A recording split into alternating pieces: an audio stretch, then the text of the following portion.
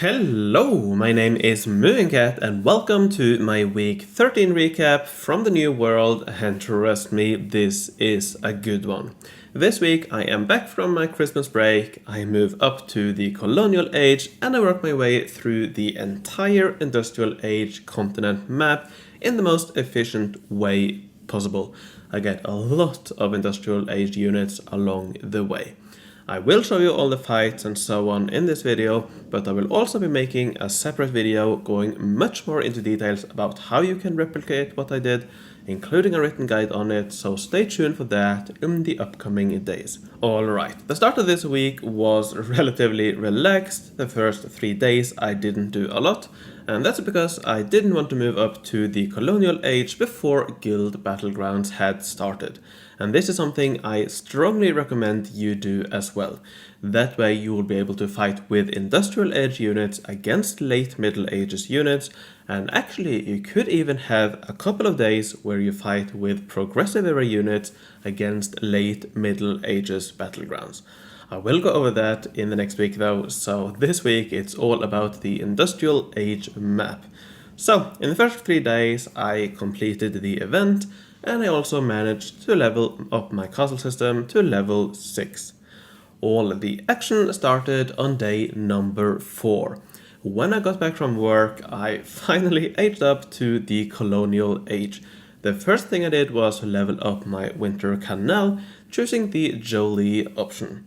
I then completed a bunch of side and story quests. I got some more diamonds from yet another Jester questline, and I also got this interesting auction questline. I am not 100% sure how it works, but the way I understood it is that you can only complete one of these. Now looking back, I definitely could have gotten all of the field guns by using both my quest slots, but in the end I only got 3, but no big deal. I'll be producing them myself now going forward. I also got another Grenadier and 20 diamonds from the side quests. The story quests weren't too exciting, but there were quite a few Colonial Age story quests after this blocker quest here. I won't show all, they were all quite easy to complete. I did get some more units, 3 Musketeers and 2 Grenadiers, and I got 30 plus 40 diamonds. I then finally got the Industrial Age story quests, and I could start my adventure on the Industrial map.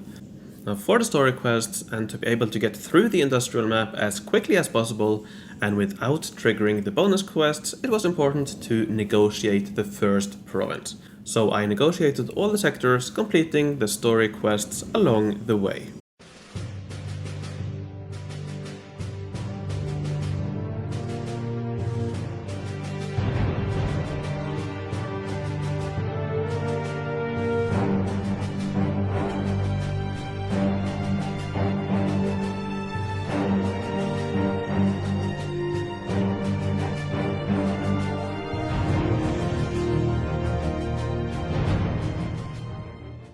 Once I had negotiated the entire province, the next story quest asks you to scout the 2 adjacent provinces, so I started doing that. I'm not going to be spending any diamonds speeding these up, so this is where the story and continent map adventure ends for this day. Day 5 I got 20 diamonds from the Fnord recurring quest, and then I went back to the continent map once I had completed both scouts. I then infiltrated 2 sectors of New Cragshire. For my strategy, I am not touching any southern province at all, so going forward I will only work on the northern provinces. From now on though, I am able to fight all the sectors. I got my first Industrial Age units from the story quests here, getting 1 rifleman and 2 Jaegers. And as you can see, I put those Jaegers to good use immediately, taking all 4 new Cragshire sectors. It's important to keep in mind that enemy units don't attack your rogues first on the continent map, so you want to make sure your non-rogue unit is safe. So you can see me moving it either to the corners or hiding them behind terrain if possible. You can also see the benefit of infiltrating in some of these fights, as my rogues could often take out the enemy units with 1 hit. Though when not required to by quests, I'm usually not infiltrating.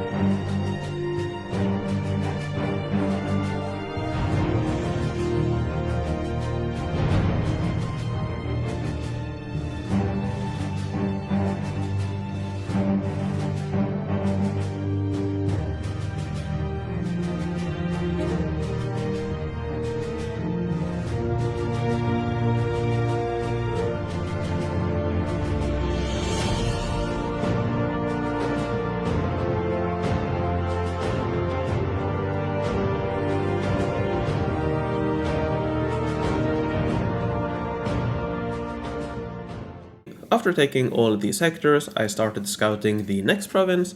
I then did some collections as well as my daily challenge, and I was able to get another 20 diamonds, this time from the recurring quest The Spring.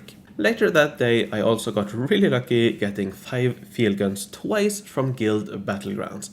I am taking full advantage of my higher age units, getting quite far into the Guild Battlegrounds, as I'll show a little bit later on.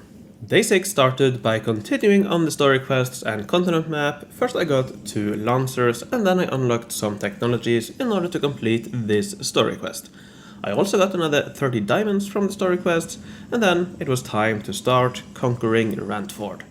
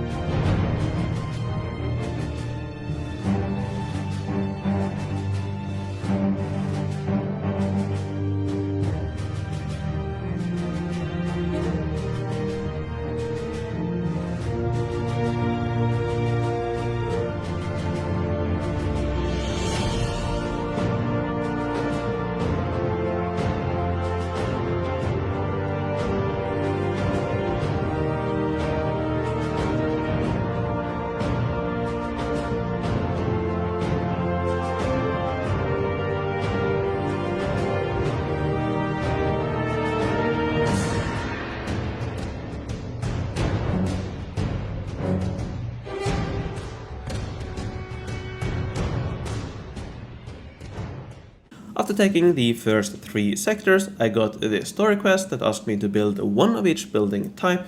This didn't require current age or anything, so I could have done all bronze age if I wanted, but I also wanted to speed through the second requirement to gather 90,000 supplies, so I built some buildings from my inventory and sold them again to also produce the supplies. From that quest I got the Howitzer, and with that and 8 field guns I took down the final 4 sectors of Rantford.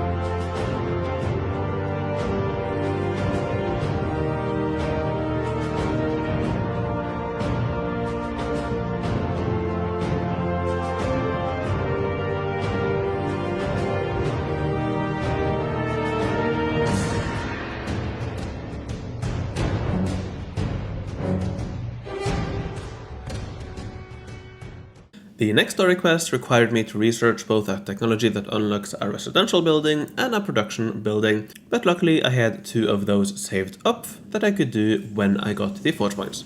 Later on in the day I got this side quest that gave me another 2 field guns, and I got a whopping 20 units from Guild Battlegrounds. I then finally got enough forge points after my daily collection to unlock both of these technologies for the story quest. Next quest was to scout the next province, and when I completed that, I first needed to build some roads, and after that I got stuck on this quest requiring me to recruit 5 Colonial Age units. No matter I thought I had gotten a ton of units from Guild Battlegrounds already, but over the next half an hour I didn't get a single one from either Guild Battlegrounds or PvP Arena. So I decided to ignore the story quest for now and continue on the continent map instead. So I took down all 5 sectors of St. Marques, this time using field guns for all the fights.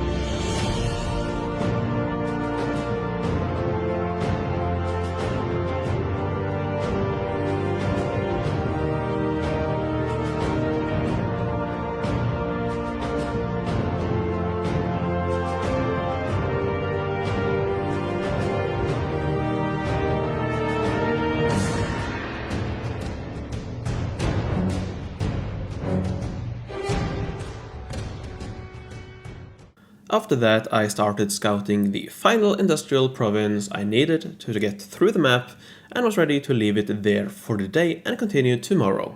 But then, right after the reset, I finally got 5 more units from Guild Battlegrounds so I could continue the story quests. I got the 2 Lancers and then I needed to gather a lot of supplies. So again, I started placing and selling some buildings. I did some Guild Battlegrounds as that can also give supplies, and along the way I got yet another 20 diamonds from the Forge Point recurring quest.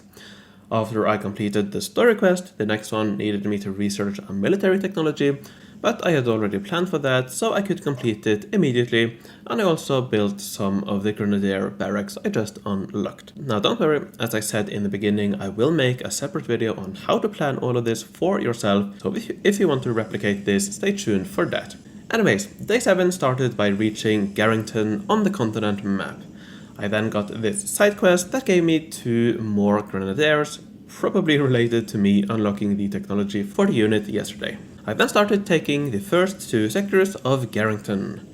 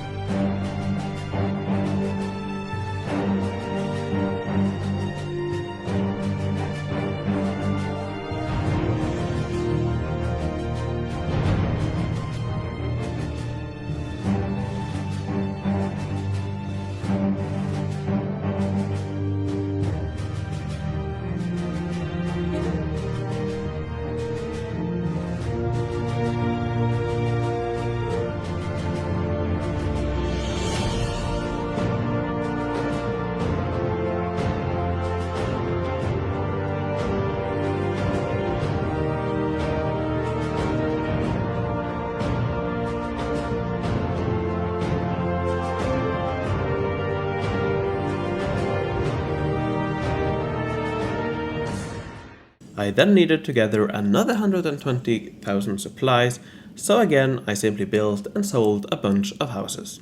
I then got this quite interesting quest due to my choices earlier on in the map, winning 8 Bronze Age horsemen. This next quest required me to delete 8 musketeers as I had no way of getting the Industrial Age police stations, but sadly I only had 6 of those at the moment. Despite getting all of those units from Guild Battlegrounds, I actually never got any musketeers. So sadly this is where the story quest ends today and for this week's video, but I did complete the continent map, taking down the final 4 Garrincton sectors.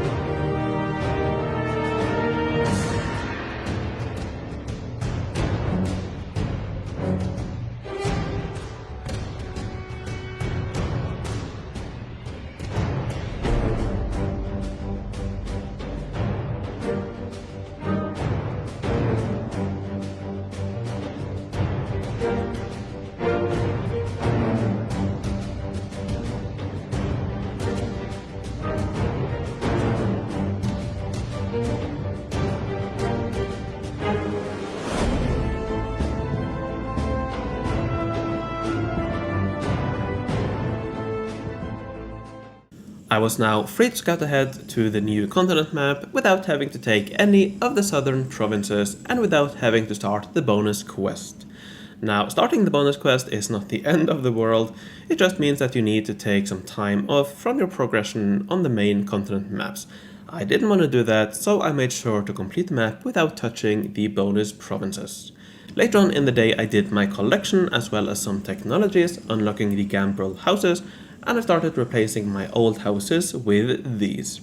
I then ended the day by reaching the brand new continent, reaching the Progressive Era continent map. I started scouting the first province, and that is where I left it for day 7 and week 13. So stay tuned for next week's episode, where I complete the Industrial Age storyline and where I get a few Progressive Era units to fight with against late Middle Ages battlegrounds. Alright, after I thank my Patreons, you will see a selection of fights I do with my higher age units in Guild Battlegrounds, so if you're interested you can stay around for that to check out how I fight with them and how you can fight with them as well. Next week this will be even more impressive. Alright, thank you for watching. Let me thank my Patreons. I would like to thank Homestar, Merrick B, Arkler, Hugo Kant von Count, Jon Fredriksen, Jude Generous, Filda, Rocco, Henrik Derek Klerberg, and Mattia. Thank you all for watching. Take care, and I will see you in the next episode. Enjoy some Guild Battlegrounds fighting.